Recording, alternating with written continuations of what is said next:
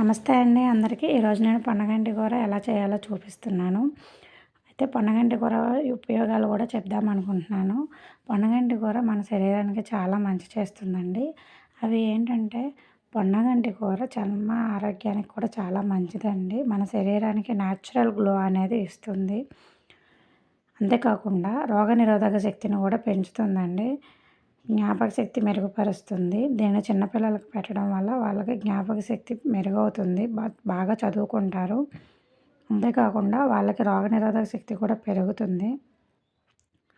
నరాలకి సంబంధించిన వ్యాధులను కూడా నయం చేస్తుందండి. పొన్నగంటి కూరలో vitamin A, vitamin C, potassium, magnesium, iron, zinc, protein, calcium లాంటివి చాలా ఉంటాయండి. ఇది కళ్ళకు కూడా చాలా మంచిదండి. పొన్నగంటి కూర తినడం వల్ల కంటికి సంబంధించిన వ్యాధులు కూడా నయమవుతాయండి.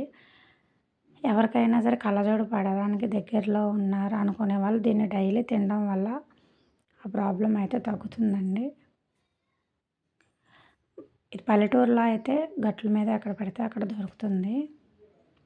సిటీలో అయితే మనకి మామూలుగా అమ్ముతారు, కొనుక్కోవచ్చండి. నేను చూపిస్తున్నాను కదా, అలా ఉంటుంది పొన్నగంటి కూర.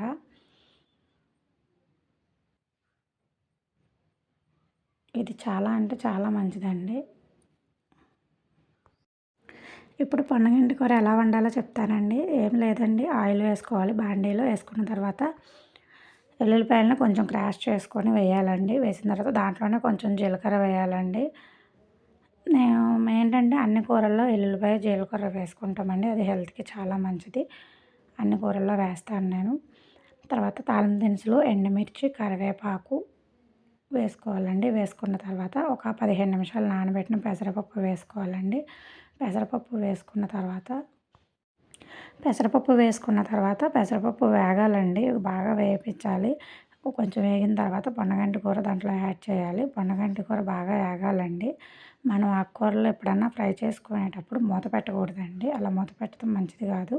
మూత పెట్టకుండా వేపుకోవాలండి. అలా వేగిన తర్వాత దాంట్లో కొంచెం సాల్ట్, కారం,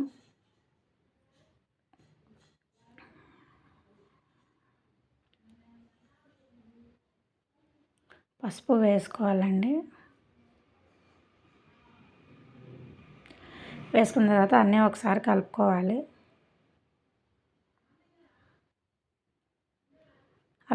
అలా ఉడికితే సరిపోతుందండి. మరీ ఎక్కువ ఫ్రై చేసినా కూడా అందులో ఉన్న పోషకాలన్నీ పోతాయండి. ఇప్పుడు నేను ఎలా చూపిస్తున్నానో అలా ఫ్రై అయితే సరిపోద్దండి. ఫ్రై అయిన తర్వాత దాన్ని మనం సర్వ్ చేసుకోవడమే. ఇదైతే పిల్లలకి అలవాటు చేయాలండి. మా పిల్లలైతే చాలా ఇష్టంగా తింటారు. ఇది తినటం వల్ల చాలా బెనిఫిట్స్ ఉంటాయండి పిల్లలకి. Thanks for watching. సబ్స్క్రైబ్ మీరు కూడా చేసుకోండి.